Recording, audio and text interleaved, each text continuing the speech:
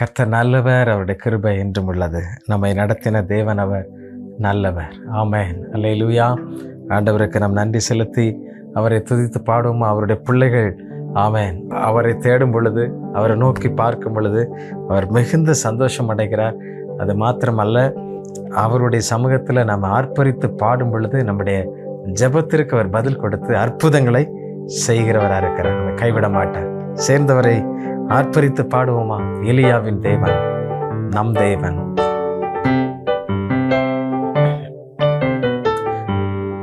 எலியாவின் தேவன் நம் தேவன், வல்லமையின் தேவன் நம் தேவன். எலியாவின் தேவன் நம் தேவன், வல்லமையின் தேவன் நம் தேவன்.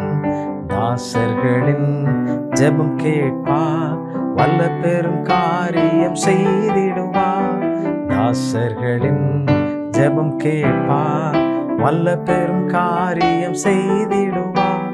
கர்த்தரே தேவன், கர்த்தரே தேவன் என்றே ஆர்ப்பரிப்போம்.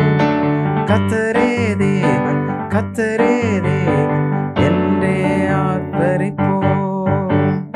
வேண்டிடும் பக்தர்களின் ஜெபம் கேட்டு பனிமழை நிறுத்தினார் வல்ல தேவன். வேண்டிடும் பக்தர்களின் ஜெபம் கேட்டு பனிமழை நிறுத்தினார் வல்ல தேவன். பஞ்ச காலத்தில் விதவை வீட்டில் பாத்திரங்களை அவர் ஆசீர்வதித்தார். பஞ்ச காலத்தில் விதவை வீட்டில் பாத்திரங்களை அவர் ஆசீர்வதித்தார்.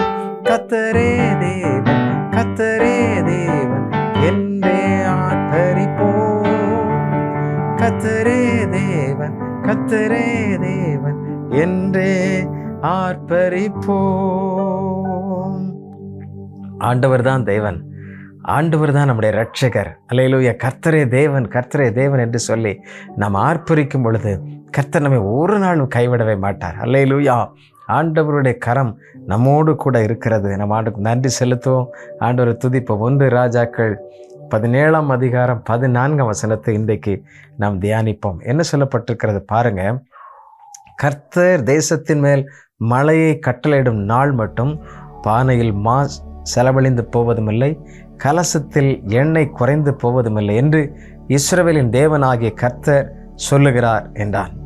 எனக்கு அன்பானவர்களே, நீங்கள் பாருங்க, ஆண்டவர் அற்புதங்களை செய்கிறவர், அதிசயங்களை செய்கிறவர். எலியா என்கிற ஒரு பெரிய தீர்க்கதரிசி ஆண்டவர் சொல்லுகிறபடி செய்து கொண்டே இருக்கிறார். இப்போது அவனுடைய இடத்தை மாத்துறார். நீ எங்கே போ, ஒரு ஆற்றண்டையில் போய் என்ன செய், அங்கே ஒளிந்து கொள் என்று சொல்கிறார். அங்கே போய் அவன் உட்கார்ந்துருக்கும் பொழுது அங்கே காகத்தை அனுப்பி போஷிக்கிற ஆண்டவர். இப்பொழுது ஆண்டவர் என்ன செய்கிறார்?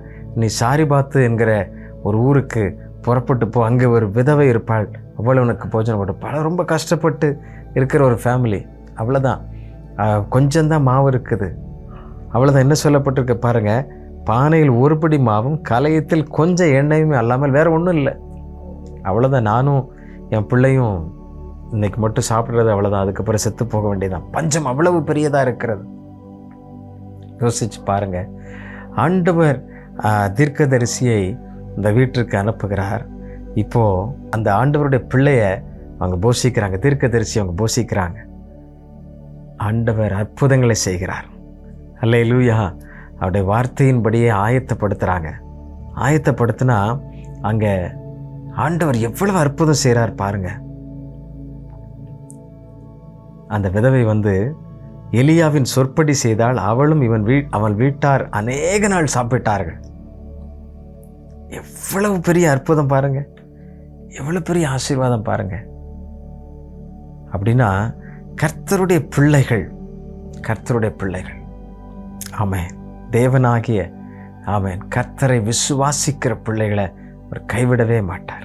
அல்லேலூயா. உங்கள் வாழ்க்கையில் ஒன்றும் குறைந்து போவதில்லை. நீங்கள் தேவனுடைய பிள்ளைகளை போஷிக்கும் பொழுது, தேவனுடைய பிள்ளைகளை கனப்படுத்தும் பொழுது, ஊழியர்களை நீங்கள் ஆமென் கனப்படுத்தும் பொழுது நீங்கள் தேவனை விசாரிக்கிறவர்களாக இருக்கிறீர்கள். தேவனுடைய வேலையை செய்கிற பிள்ளைகளை நீங்கள் விசாரிக்கும் பொழுது ஒரு நாள் உங்களை கனவீனப்படுத்த மாட்டார். உங்களுடைய எண்ணெய் கலசம் வற்றி போவதில்லை. ஆமென். பஞ்சம் எவ்வளோ வேணாலும் பெருகலாம், எவ்வளவோ காரியங்கள் தலைகளாக இருக்கலாம், குறைகள் பிரச்சனைகள் எப்படி இல்லாமல் இருக்கலாம். ஆனால் உங்கள் இடத்துல மாட்டோம், உங்கள் வீட்டில் மாத்திரம், உங்கள் உள்ளத்தில் மாத்திரம் கர்த்தரின் மகிமை இருக்கும், கர்த்தருடைய ஆசீர்வாதம் இருக்கும். காரணம், நீங்கள் கர்த்தருடையவர்கள். கர்த்தருடைய பிள்ளைகளை, கர்த்தருடைய ஊழியக்காரர்களை நீங்கள் என்ன செய்கிறீர்கள்? போஷிக்கிறீர்கள், பாதுகாக்கிறீர்கள், பராமரிக்கின்றீர்கள். ஆண்டவருடைய பிள்ளைகளை ஆசீர்வதித்து எனக்கு ரொம்ப ஆச்சரியமாக இருந்துச்சு. என்ன சொல்லப்பட்டிருக்கிறது பாருங்கள், அந்த அவர் சொன்ன வார்த்தையின்படியே பானையில் மா செலவழிந்து போகவில்லை, கலசத்தில் எண்ணெய் குறைந்து போகலை. கொஞ்சம் ஒரு பிடி மாவு தான் இருந்துச்சு, எண்ணெய் கொஞ்சம் தான் இருக்குது, அவ்வளோதான். இன்றைக்கி போட்டு ஒரு அடை போட்டு ஒரு அப்பம் எடுத்தேன்னா முடிஞ்சிச்சு, அதுக்கப்புறம் இல்லை, அவ்வளோதான் தெரியும். பானையில் அவ்வளோதான் இருந்துச்சு, நல்லா தெரியும், கழுவி கவத்தியாச்சு. ஆனால் தேவனுடைய பிள்ளைகள் வீட்டுக்குள்ளே போகும் பொழுதே கர்த்தருடைய மகிமை அங்கே போயிடுச்சு, இந்த பிரசன்னம் வந்தது.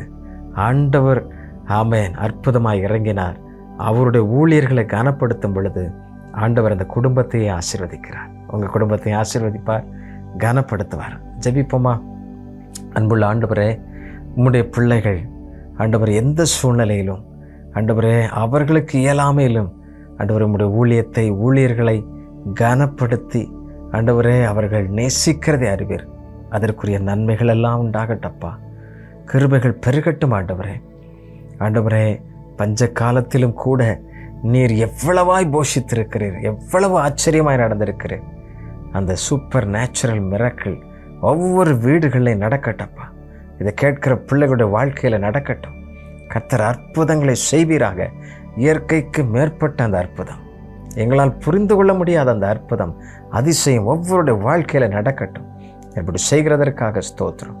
இயேசு கிறிஸ்துவின் நாமத்தில் ஜெபிக்கிறோம் நல்ல பிதாவே, ஆமென் ஆமென். கர்த்தர் உங்கள் வாழ்க்கையில் அப்படிப்பட்ட அற்புதங்களை செய்வாராக. God bless you. God bless you.